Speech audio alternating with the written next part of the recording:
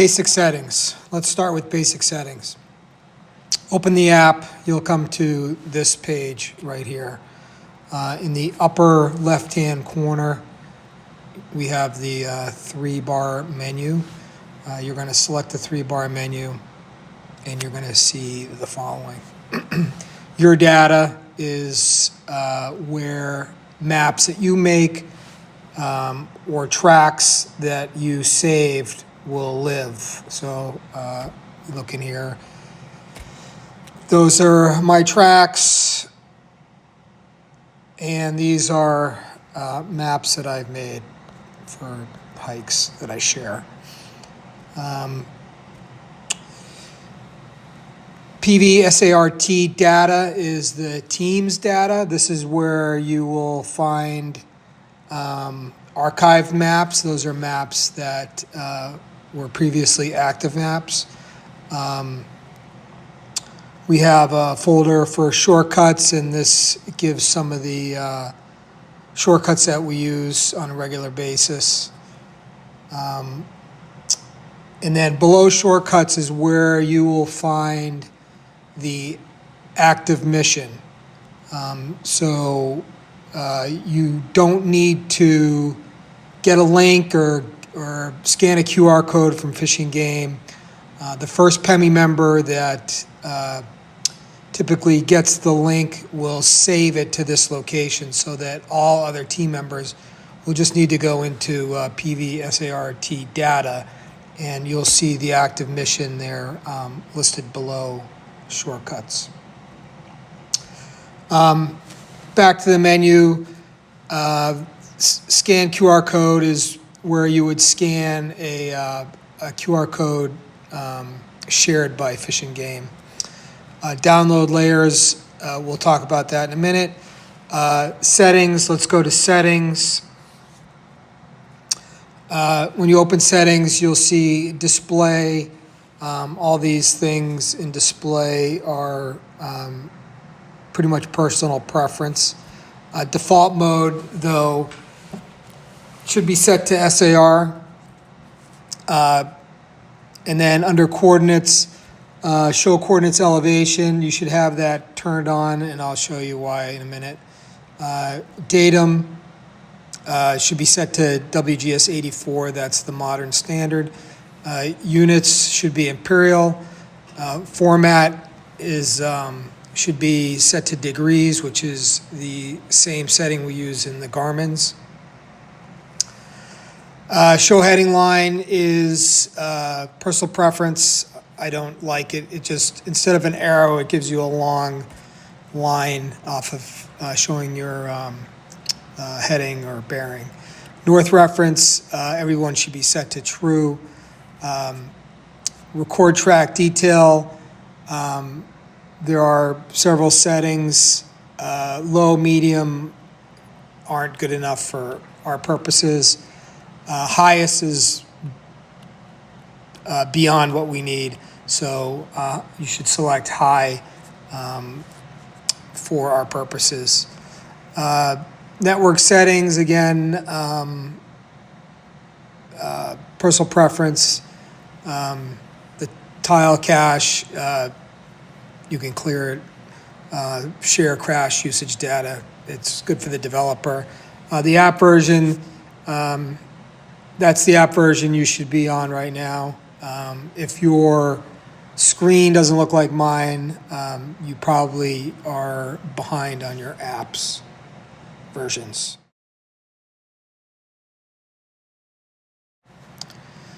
Okay, back to the main page. We will look at pretty basic navigation tools on here. When you first open the app, again, you'll typically come to the last map, which is saved in your cache, and it should be centered on your position.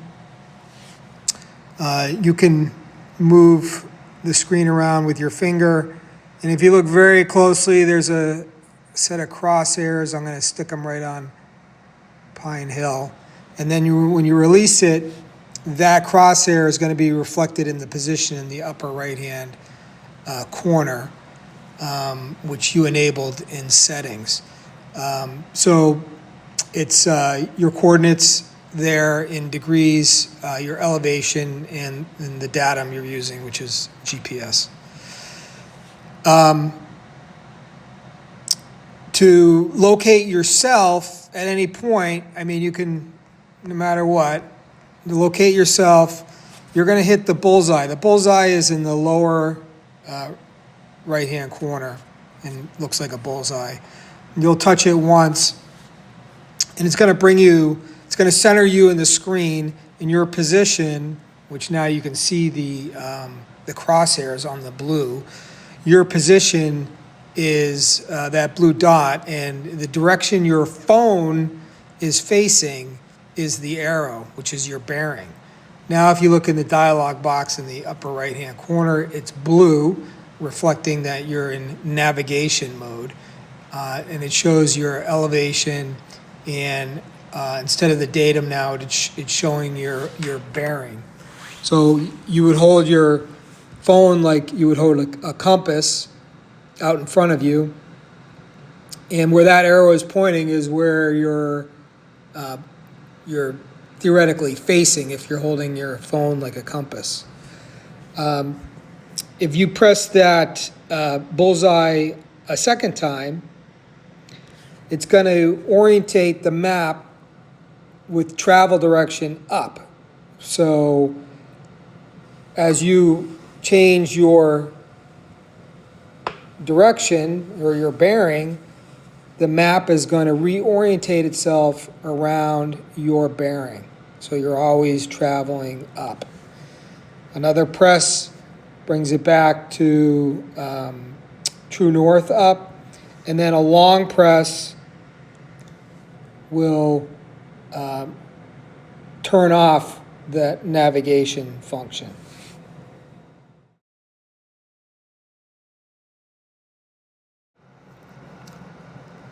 Downloading maps. Downloading maps is important so that you have the maps on your device when you're offline, when you're in airplane mode, when you don't have cell service, when you don't have internet. On CalTopo, maps or downloading maps can be found in the three-bar menu, the three-bar menu on the upper left-hand corner. In CalTopo, they call it download layers. So select download layers, and it's going to open a map of the United States. And if you, as you zoom in, it'll start to show you grids. So you can't be too far out. You got to be in enough so it shows you grids.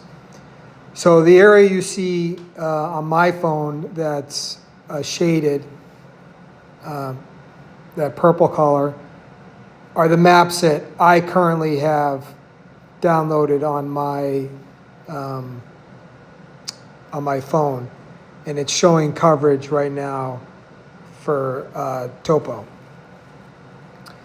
So the way that you would download a map is you would select tiles, and so you would select tiles of, the minimum amount of tiles you should select is our operating area. I've selected the area that I do my hiking in. So to do it, you first will select a square, 2 squares, 3 squares, however many you want, and you can deselect them just as easily. So you're going to select a square, and then you're going to go in the upper right-hand corner at the little cloud with the arrow icon, and that's the download icon, and you're going to select that. And it's going to bring you to basically a selection menu. So the default selection is always going to be Topo. Topo is CalTopo's custom map that they've developed. I also have several other things downloaded. I would suggest everybody gets this Forest Service Topo 2013 map. It's very useful. It's very detailed. It's definitely a great map to have, but it only covers the national forest. Other things that I select, I like to have cell coverage, public lands, parcel data. This is the motor vehicle use map, which I like to have, map builder overlay, and then imagery, roads. Pretty much rounds out what I typically use. Up here at the top, you'll see resolution. You can do standard, high, max.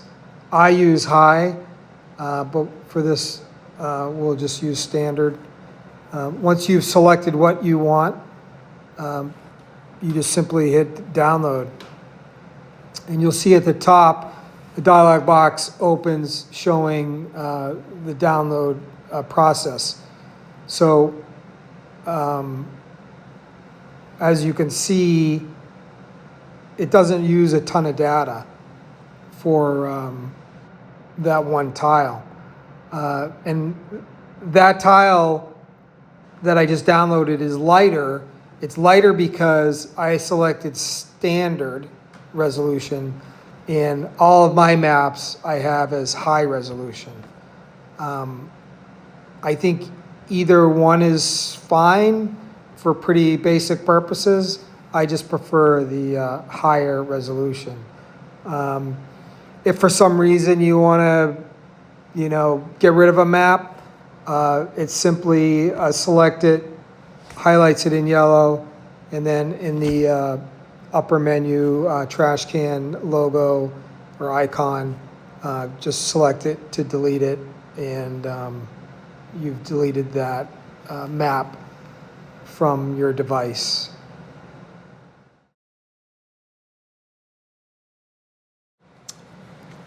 Tracking. Everybody needs to be able to turn on tracking, know when they are tracking, and be able to shut off tracking when you're doing, when you've been asked to track during a rescue, or when you're tracking during a search to record search areas. For tracking during a rescue, only track if you've been told to track, or if you are literally the first person going up the trail, start tracking, because everybody's going to follow your trail. The staging officer or fishing game may want other people to track if they're carrying some special equipment or the litter or whatever. But again, it's really at the discretion of fishing game or the staging officer or one of the officers on a mission.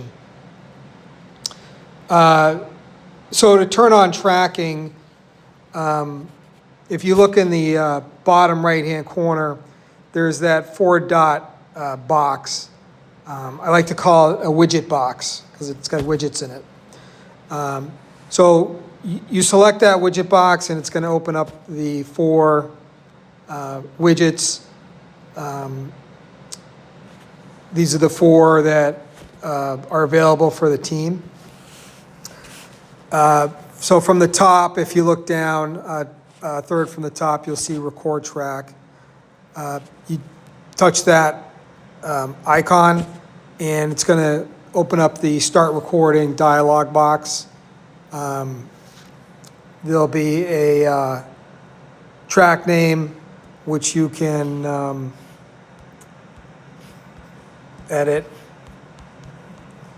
You can change the color to whatever you want, and then basically you just hit start.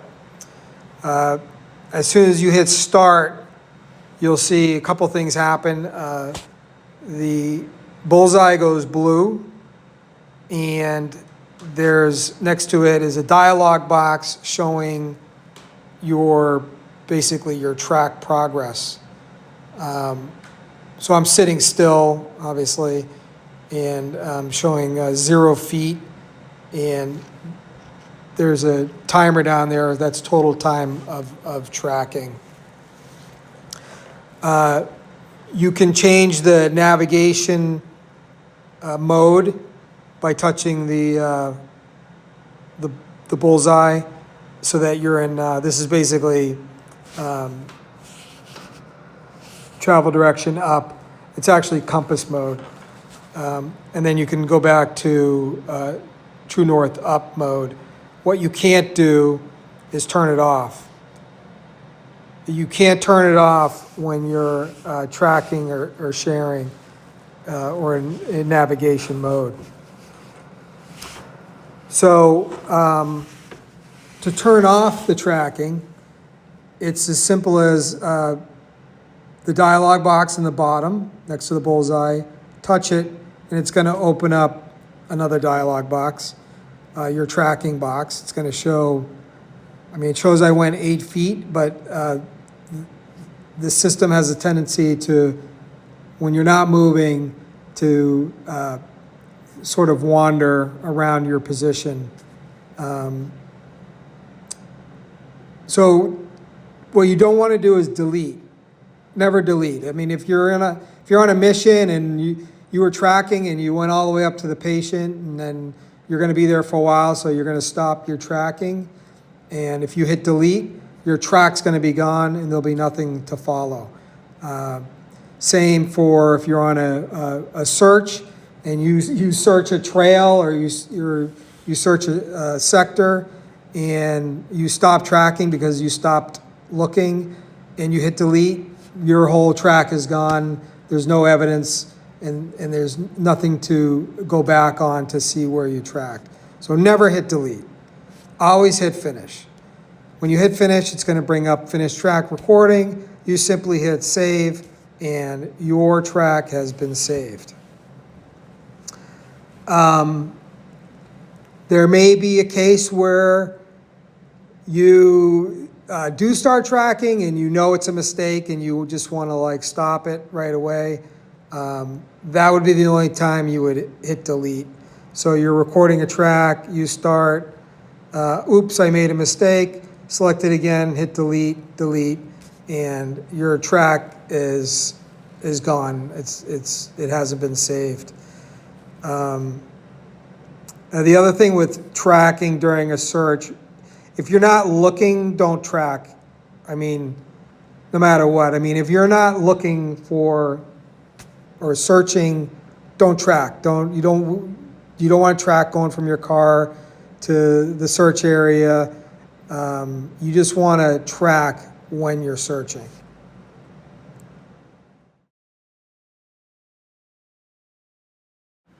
While tracking is recording where we've been and also leaving a breadcrumb trail for others to follow, sharing is something completely different. Sharing is just showing our location, our live location as individuals.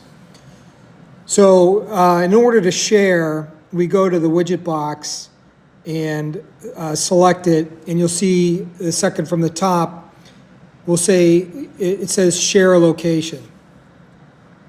You're going to select share a location, and it's going to bring up a dialog box with your name. Again, you can edit your name. You can edit the color, and you're going to turn this on by selecting the PEMI team, and you're going to start sharing. So I'm sharing right now, but as you can see, there's nothing there. There's no indication of my position. The reason for that is because you can only see it if you turn on the overlay for sharing. How do you turn on the overlay for sharing? Well, you go to the overlay menu, which is the far right top corner. Looks like 3 pages. That's the overlay menu. You're going to open it and then scroll down to the bottom, and you'll see your data, and you would turn on shared locations. And you just want to look at PEMI members. So you close that, and now you can see it's slightly covered by the blue dot, but that red dot is the location sharing. It's just hard to see me because I'm also the blue dot because I am in share mode. And when you are in share mode, you cannot, again, turn off the navigation, or you can't turn off the blue dot. If I don't want to see any PEMI members, I just simply deselect shared locations, and I'm not going to see any. So if there's 30 PEMI team members on a mission and they're all sharing, if I don't have that turned on, I'm not going to see any of them. So it's not going to clutter up my screen because I don't, it depends where I'm at. I may not need to know where everybody is. But if the staging officer or one of the officers wants to see that, everybody's moving in the same direction, he can easily just turn on the overlay and see everybody's shared location. Now, it's only going to work if you're not in airplane mode and there is some sort of coverage, typically cell coverage. What we have found is that even when, a place like Lincoln Woods, there's typically no cell coverage. Sometimes you go in and out of some coverage, and it really is this tiny amount of data, and it will update your position for everybody to see. So it's a good reason not to be in airplane mode. Or if you want to save on batteries, maybe turn off airplane mode, I don't know, every half hour for 5 minutes if you really need to save your battery. Now that we're done with the mission and we don't need to share our position anymore, it's very simply done by selecting the widget box, and you want to update sharing, and you want to deselect PEMI, and then as soon as you do that, as you can see, it now says stop sharing. Once you deselect that box, hit stop sharing, and you've stopped sharing, blue dot's gone. You're no longer in navigation mode.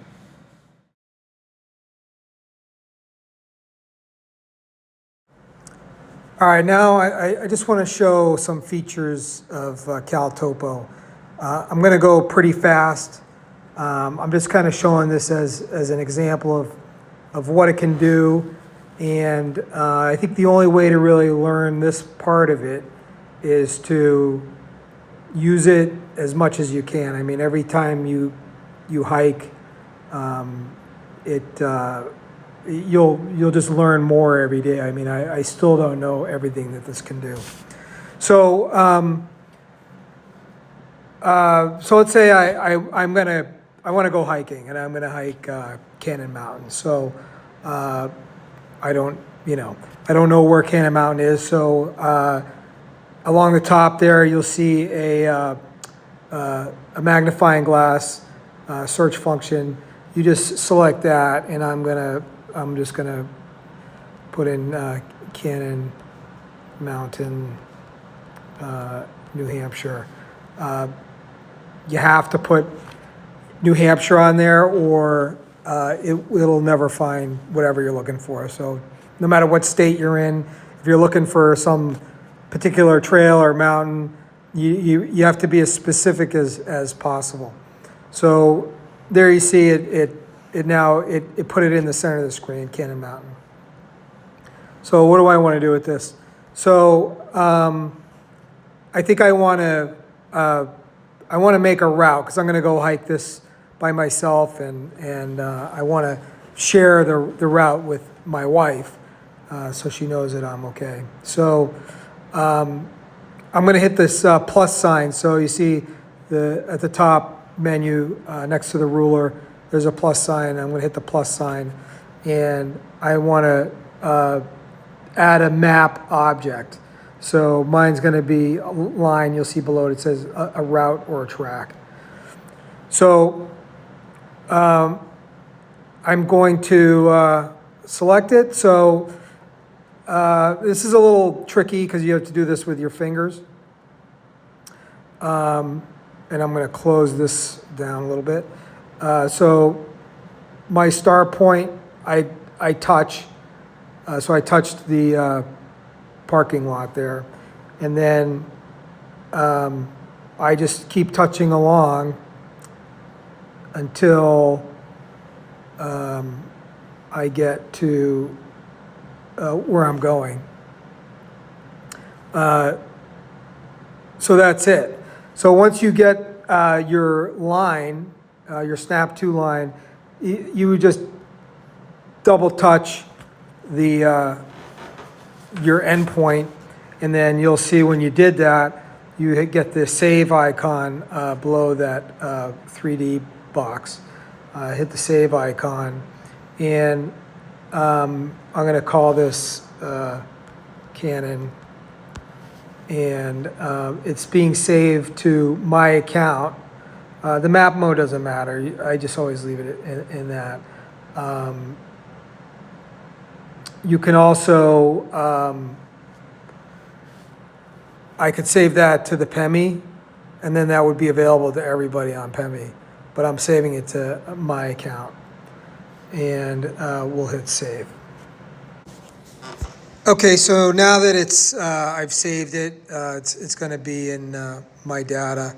It should be the top one there. I'm going to select it, and there it is. There is my route I'm taking on my big hike, and I'm going to send this to my wife. So I'm going to go to show details. I'm going to share. I'm going to send her a link. I'm going to only give her read only, so that she can't modify the map. When Fish and Game share with us, they share us an update, so that our tracks will populate their map. Anyhow, but I give her a read, so I'll give her a read. And then when I hit that, it's going to show up on, your communication box, I guess it's called. And there's my wife, Leanne. So I'm not going to share it with her because she'll get confused. So that's how you would share it. So the other thing, so now I'm looking at my route. And then you see below, so the box that says Cannon, that means I'm in that Cannon map. Below that it says 3D, so I can, I'm preparing for my hike, so I want to look at it in 3D, so I can see basically my route in 3D. So that's pretty cool. I mean, I don't know. I don't use it much, but it's pretty neat. And all it's doing is taking the contour lines and making them 3D by like spreading them out, if that makes any sense. So out of 3D, what else can I do? I can look at my route. So there's my I selected the route, and then I have these different things I can do. I can look at the profile, and there you go. I can see that's the profile of the hike. It's 1.8 miles, and it's 2174 of gain. And then I can look at any point on the map. I can go to, let's go to 3,000 feet-ish. And that's where 3,000 feet is. And it's right on that contour line there. And then I can bring it all the way up to the top. What else can I do? I can, let me select that again. I can do navigate along, and what that will do is it'll put me in navigation mode, and now it's basically, because I'm home, it's first trying to get me to the trailhead, as you can see, and then it will actually navigate me along the trail all the way to the top and if you look in the bottom, next to the bullseye, that's the navigation window. So that's going to give you basically turn-by-turn instructions on how to get to the top of Cannon Mountain.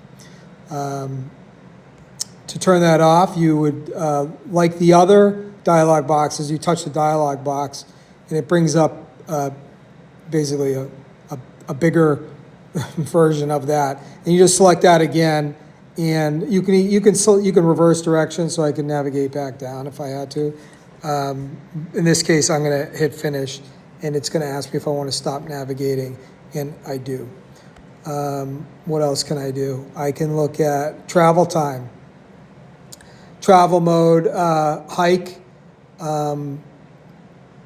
That's I don't know, it's pretty self-explanatory. It says it's going to take you 2 hours and 20 minutes. That's just going up. It'll give you a bushwhack time, 4 hours and 47 minutes. It'll give you a ski time, and I have a custom time, so that's like my hiking time. So that typically looks like it takes me an hour and 12 minutes-ish. Okay, so again, so I'm going to hike this tomorrow morning, so I want to get an idea of what the weather's going to be like tomorrow morning. So I'm going to hit wind plot 18 hours from now. I want to see wind gusts, and we'll close this window, and it's showing green in winds coming from the north, it looks like. What does green mean? I mean, I just know green is good. So if you want to know what green is, you open the map layers, show legend, go to the bottom, and you'll see the wind plot info. And as you can see, green is 10 miles per hour. Close that. I want to see cell coverage. I want to see, I have T-Mobile. I want to see if I'm going to be in, yep, I'm going to be, I'll have cell coverage, no problem. We'll turn that off.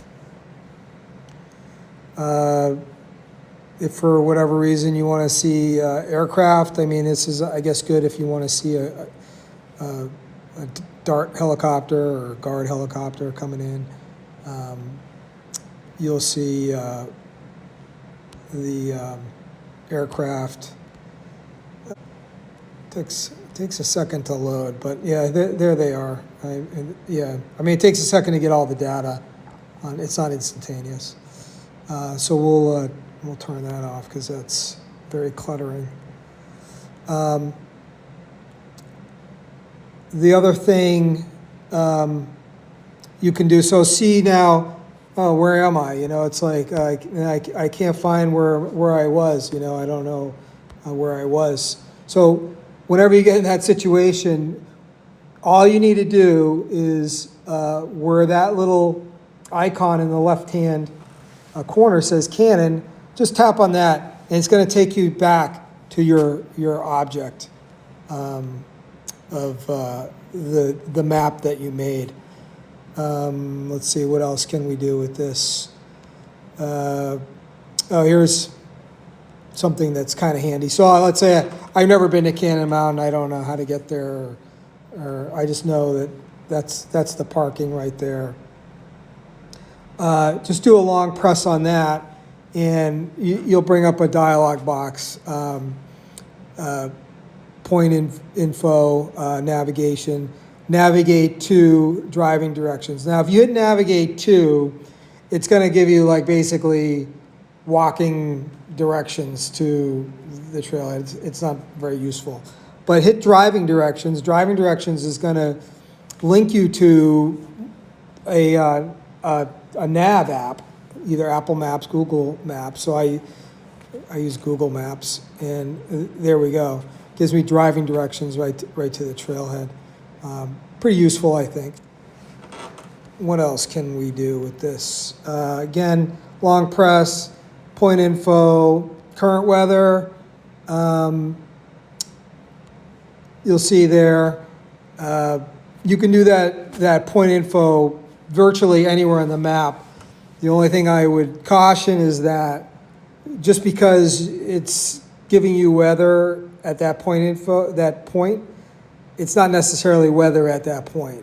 So like if you look on the weather box here, it's, even though I pressed there, it's giving me Echo Lake weather, which is a mile away and 81 feet lower. Just as an example, we'll look at weather on Lafayette. So point info, there you go, elevation 5232. And then we go down and we look at weather. Oh, it's 45 degrees, 8 mile per hour, blah, blah, blah.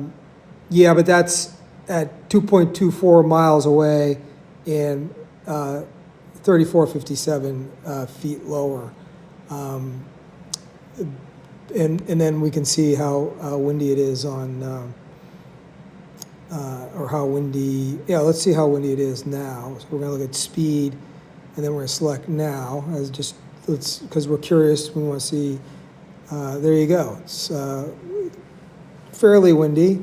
That's wind speed. Let's see what the gusts are. It's gusting to, ooh, it's very gusty. So what is that? That's pretty orangey red. We'll show the legend.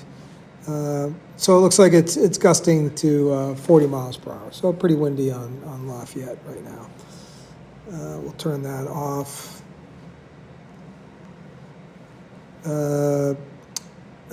Cumulative forecast, we can see 24-hour snowfall.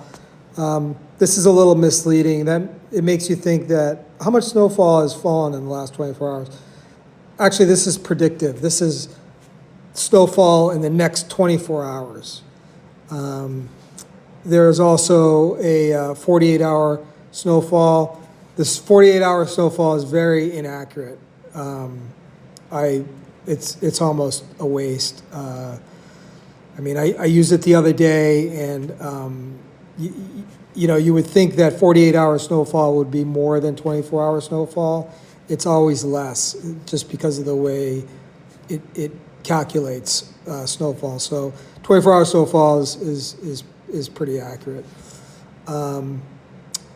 These also do like max wind, max gust.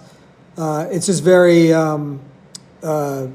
it's not very detail oriented. So I find this is best with snowfall and precip is the best for the cumulative forecast.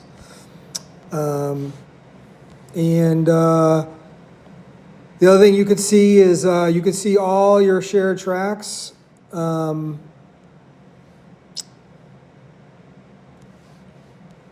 So these are all the tracks I've shared. And then back to Cannon Mountain, and then we'll turn that off. And again, we covered shared locations already. And, there's so much. I mean, I could go on and on with this. This is the motor vehicle use map. Pretty cool. These are the roads that are maintained by Forest Service and usually access roads or fire roads. We'll turn that off. And again, some of these things here, if you don't have cell coverage and you haven't downloaded, cell coverage, structures, parcel data, public lands, motor vehicle use, you're not going to have them available if you're offline or you don't have any cell coverage. That's why I would just download as many of these layers as you can. Anyhow, that's just a brief synopsis of what's available in this app. There's so much more, and there's so much information in here. I mean, when I first started doing land navigation in the Army in the 1980s, we were maps, compasses, and counting pace. It's night and day. It's like holding a supercomputer in your hand. I mean, when GPSs first came out, they were like these giant boxes in vehicles. There was like no way you could walk around with this much data in your pocket. It's absolutely amazing, and I encourage everybody to use it, know how to use it. It could literally save your life. And one last thing about CalTopo is if this is what you're going to use, even if you're using anything else like Gaia or whatever, and you're not very good with a map and compass, I encourage everybody to have a backup battery for their phone. You should really have one if you're going to be on missions. Anyhow, and the only thing I would say about backup power is that don't bother getting a wired battery. Get an induction type backup power supply, MagSafe, whatever it's called. I use a Mophie. It gives me one full recharge, and it's wireless. I don't know if anybody's ever had an issue with these. I have an iPhone 17. If you get the slightest bit of moisture in the charging port, it will not take a charge at all. It's absolutely useless. The only way it'll charge is with an induction type charger. So really add that to your list of items that you keep in your pack, headlamp and a backup battery for your phone, iPhone or Android or whatever. All right, great. Thanks.